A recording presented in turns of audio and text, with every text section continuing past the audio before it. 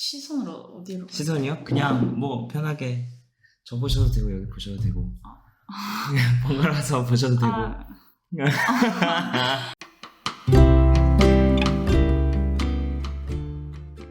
안녕하세요. 저는 자연의 성장 에너지를 그리고 있는 작가 정현주입니다. 멘트 준비한 거예요? 아니요? 아니 원래 항상 하는 소개? 네. 자연의 성장 에너지면 어떤 걸 뜻하는 거예요? 식물이 자라나려는 그런 에너지, 생명력 같은 거를 이제 시각적으로 이미지로 색점으로 작업을 하고 있어요. 성장하려는 에너지. 네. 그거는 작가님이 어떤 성장에 대한 욕구가 있어서 그런 건가요? 성장에 대한 욕구까지는 아니고 그 정착하고 약간 변하지 않는 것, 오래된 것, 그것들에 대한 동경이 있었는데 한 장소에서 뿌리를 내리고 자라나고 있는 그런 자연의 모습을 보면서 많은 위안이 되기도 하고, 제가 이사를 많이 다녔었거든요. 그래서 그런 것들이 되게 많이 다가왔고, 그런 어려운 환경에서도 자라나려는 모습들을 보면서 생명력이라는 거를 느끼게 돼서 작업으로 옮기고 있었어요. 어려운 상황에서도 한 자리에 머물면서 계속 성장하는 그런 모습들. 네. 추상적인 표현으로 그리신다고 하셨잖아요. 네. 근데 사실 제가 볼 때는 최근에 많이 보이는 그런 현대미술에서 추상은 진짜 많이 생략돼 있잖아요. 제가 보기에는 어느 정도 구상처럼 보이기도 했거든요. 그게 어떤 점에서 추상인 건지? 정확히 말하면 반추상에 좀 가까운 것 같아요. 그러니까 뭐 실제를 무조건 똑같이 재현한 것도 아니고 형태를 뭉그러뜨려서 너무 추상도 아닌 반추상이라고 할 수 있을 것 같아요. 반추상이라는 그 개념? 용어? 그런 게 있는 건가요? 네. 전 잘 몰라가지고. 네, 아마 반추상이라는 용어를 많이 쓰기도 하고 있어요. 작가들 사이에서. 약간 구상과 추상의 경계점에 있는. 네. 작가님이 찍은 그런 색점들이 우리가 눈에 보이는 그런 이파리 하나하나가 아니라 어떤 성장을 하려는 에너지인 건가요? 네, 자연물들을 그리는데 위로 흐르는 그런 형상이 있어요. 자라나려는 그런 자연물들의 형상을 표현을 하고 있어요. 위로 올라가는 네. 느낌으로. 네.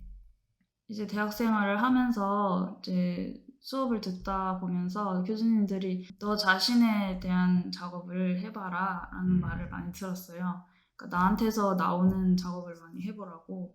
그때부터 좀 나 자신을 좀 생각하면서 내가 그리고 싶은 거, 내가 추구하는 것, 그리고 내가 살아온 환경들을 이렇게 생각을 하다 보니까 이제 자연스럽게 이제 정착이라는 그런 키워드에 꽂혀가지고 정착이라는 것들에 대한 건 어떤 게 있을까 생각을 했더니 자연물들이 자연스럽게 다가왔고, 대학생 때 그때부터 계속 자연물들을 계속 그리고 있었어요.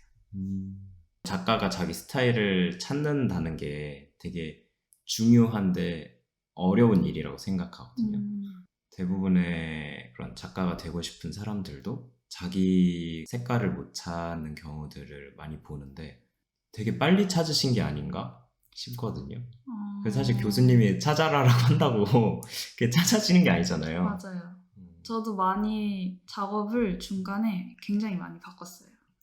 저도 이제 이 작업을 하기까지 엄청 그 시간이 많이 걸렸었거든요. 처음에는 인공물들 절반, 자연물 절반 이런 식으로 좀 디테일하게 들어가는 작품들이 많은데 이제 시간이 지나면서 인공물들은 조금 배제되고 자연물들을 조금 더 한 8, 90%로 가져오게 되면서 이제 점점 이제 자연물들 위주로 그리다 보니까 약간 반추상적으로 좀 진화를 하게 되고 그런 식으로 하면서 처음에는 제 색깔이 없었다가 계속 작업을 하면서 색깔을 찾게 된 것 같아요.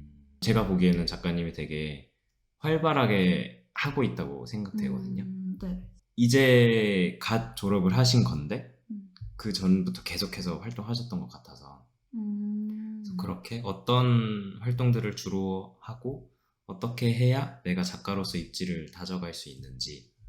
학교 다닐 때는 과사 쪽에서 공지가 내려와요.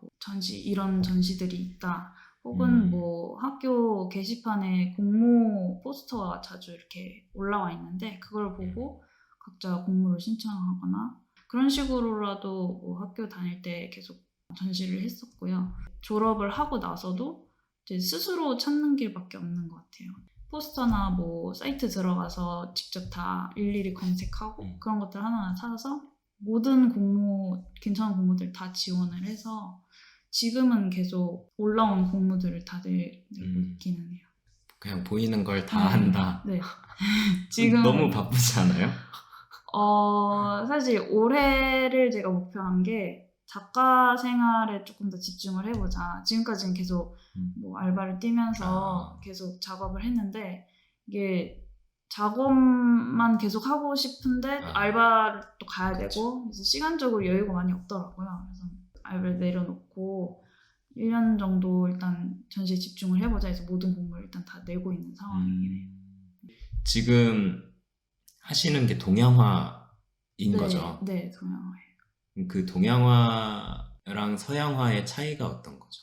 재료적인 차이가 제일 큰 것 같아요. 일단은 서양화는 캔버스를 사용하고 동양화는 장지라는 한지 종류의 동양화 재료를 사용하는데 물성 자체도 차이가 있다 보니까 캔버스는 천이고 거기에 아크릴을 사용하면서 레이어가 바로바로 쌓이잖아요. 장지는 스며들어가기 때문에 레이어를 쌓기가 되게 힘들어서 공간감을 주로 보여주는 데 탁월한 재료이긴 해요. 서양화랑 동양화를 보면은 되게 느낌이 다른 게 이제 동양화 장지가 스미기 때문에 분위기 자체도 약간 다르게 보이는 것 같아요. 그럼 방금 말씀하신 그 공감감? 네. 그게 혹시 어떤 느낌일까요? 제 작품을 예로 들어서 하면은 이제 어두운 색감을 배경에 깔면은 그 주변을 약간 단계적으로 밝게 올리고 그 어두운 공간과 그 밝은 공간의 대비가 보이잖아요. 이제 서양화 작품에서는 둘 다 너무 이렇게 밖으로 나와 보이는 그런 느낌이 드는데 이제 동양화는 좀 어두운 부분이 좀 쑥 들어가 보이는 그런 느낌이 있어요. 그런 차이가 있는 것 같아요. 그럼 사용하는 그 물감이라고 해야 되나요? 네. 그 물감의 특성도 다른 거죠? 저는 이제 아크릴이랑 동양화 물감을 같이 쓰는데요. 동양화 물감이 어쨌든 수채화 물감이랑 거의 되게 비슷하거든요. 수채화 물감은 발색이 좀 약하고 물에 굉장히 취약하고 아크릴은 마르면은 딱딱하게 굳으니까 지워지지 않으니까 이제 그 위에 레이어를 쌓기는 되게 좋은 재료라서 같이 사용을 하고 있어요. 그럼 위에 레이어를 쌓는 용도로 아크릴 물감을 사용하시는 거예요? 네. 동양화 물감으로만 사용을 했었는데 시간적으로 너무 오래 걸리더라고요. 제가 초반에는 이제 먹으로 배경을 다 깔아서 그 위에 색감을 올렸었는데 그러다 보니까 색감을 계속 먹더라고요. 그 종이가. 그래서 그게 물감이 쌓이기까지가 너무 오래 걸려서 물감 자체를 짜고 그거를 아예 떠서 하지 않는 이상 색깔이 아예 올라가지가 않더라고요. 여러 가지 재료들을 써보면서 아크릴에도 종류가 굉장히 많잖아요. 그런 아크릴 종류도 다 써보면서 섞어가면서 어떤 게 제일 맞는지 연구를 하면서 지금까지 오게 된 것 같아요. 그동안 하셨던 것 중에 제일 마음에 드는 제목이 있어요? 제일 마음에 드는 제목이 없는 것 같은데. 영원의 찰나였나? 영원의 찰나? 너무 흔한 단어도 아니었고 뭔가 좀 심오하다고 해야 되나? 심오하다? 영원의 찰나 아닌 것 같은데? 아닌가? 맞아요? 영겁의 찰나. 영겁의 찰나구나. 이 영겁이 정확히 어떤 뜻이죠? 저게 영원이라는 뜻일 거예요. 그래요? 네. 찰나라는 단어가 좋은 것 같아요. 자연물을 좀 작업을 하면서 생명력을 느끼고 많이 다가온 그런 풍경이 어떻게 보면 찰나잖아요. 그 감정을 느끼는 것 자체가 그런 것도 약간 상통을 하면서 찰나라는 그 단어가 자연물을 보고 느끼는 거에 대해 굉장히 좀 대표적인 단어지 않을까. 작품 활동하시면서 제일 기분 좋았던 일이 있으신지? 제가 상상했던 이미지와 굉장히 비슷하게 작업물이 나왔을 때, 결과물이 나왔을 때 그때가 굉장히 기분이 좋았던 것 같아요. 내가 상상한 게 내 손으로 표현이 됐을 때? 네. 안 그럴 때도 있나요? 네. 아, 그래요? 네, 그래서 저는 작업을 하면서 결과 완성이 돼도 마음에 안 드는 경우가 종종 있었어요. 그럴 때는 그냥 다 색깔을 덮고 다시 그 위에 다시 그렸어요. 그냥 아예 새로? 네. 아... 그렇게 다시 그린 것들이 좀 더 잘 나온 경우가 많았어요. 네. 너무 스트레스 받을 것 같은데. 내가 어떤 걸 생각하고 그렸는데 그게 표현이 안 됐을 때.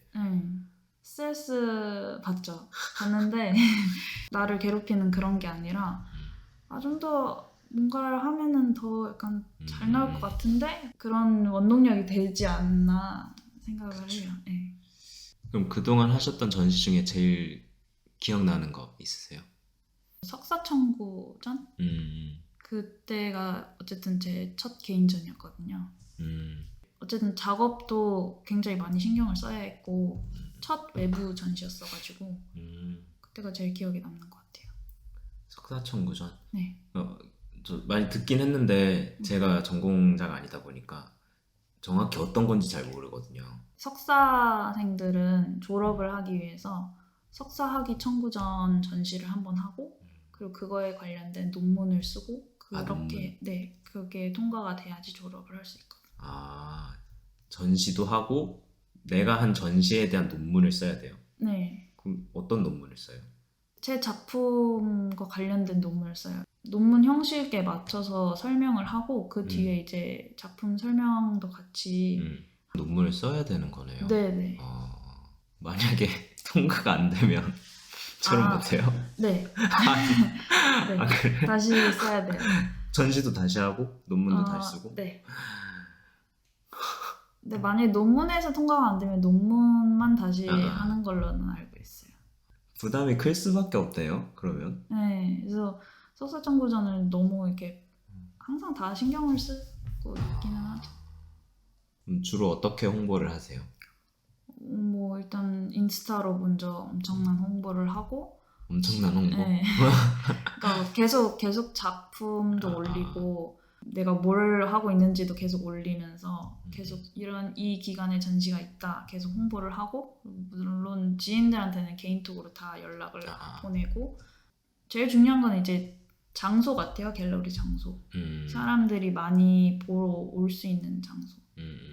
그런 거는 홍보를 하지 않아도 사람들이 많이 찾아주니까. 그렇죠. 제가 그동안 본 바로는 예술 작품을 하시는 분들이 마케팅 기술이나 자신을 알리는 PR 하는 방법 같은 걸 사실 배울 기회가 많지 않다 보니까 어려워하는 것 같다라는 생각이 들었었거든요.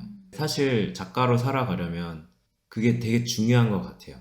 내 존재 자체를 알려야 되니까 사실 내가 아무리 잘 그려도 내 존재를 모르잖아요. 사람들이. 그런 거를 잘 알리면 좋겠다라는 생각이 들고 요즘에는 작가님 하시는 것처럼 인스타그램으로도 많이 하니까 작품 구매 DM 같은 것도 오나요? 네, 온 적 인스타로? 있어요. 네네. 그렇게 해서 DM으로 얘기해서 판매하고? 네, 판매가 된 적도 있어요. 인스타를 열심히 해야겠네요. 네. 청년미술 상점도 하셨잖아요. 네. 그때는 어떠셨어요? 예술의 전당에서 한다는 것 자체가 메리트가 있어서 사람들도 굉장히 많이 보러 왔었고 전시 기간 중에 청년미술 상점을 했던 작가들 모인 날이 있었어요. 다 같이 모이는? 네, 홈코밍 데이라고 그게 전시 기간에 겹쳐져서 저도 이제 많은 청년 작가들과 친해지게 되고 좋은 기회였던 것 같아요. 제가 알기로는 그런 예술가끼리의 커뮤니티? 이런 게 되게 부족한 것 같거든요. 맞아요. 거의 없죠. 네. 그럼 그렇게 한 자리에 모이면 커뮤니티를 형성하고 싶다 뭐 이런 생각이 드나요? 다 같은 처지잖아요. 그쵸. 그래서 처지. 많이 얘기도 나누고 싶다 이런 생각들이 많이 들죠.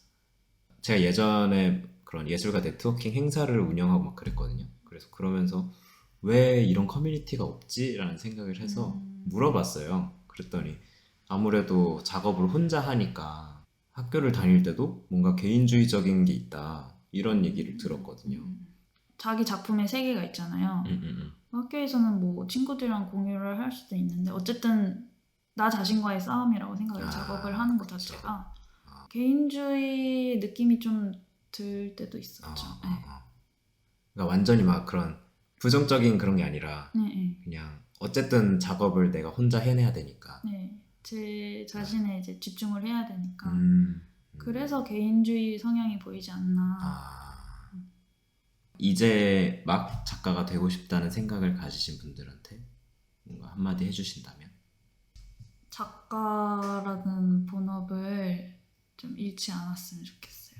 사람들이 어떻게 보면 작가 생활만 하기가 어떻게 보면 힘들잖아요, 현실적으로. 그래서 다른 부업을 하면서 작가 생활 하시는 분들이 많은데 약간 혼란스러워하는 부분이 많을 것 같은 게 부업이 본업이 되는 사람들이 많거든요. 어쨌든 나는 작가 생활을 하기 위해서 돈을 벌고 있는 거니까 작가 생활에 조금 더 집중을 하셨으면 좋겠어요. 네, 감사합니다. 네. 그럼 전시 준비 잘 해주시고 네. 설친날 다시 뵐게요. 네, 감사합니다. 감사합니다.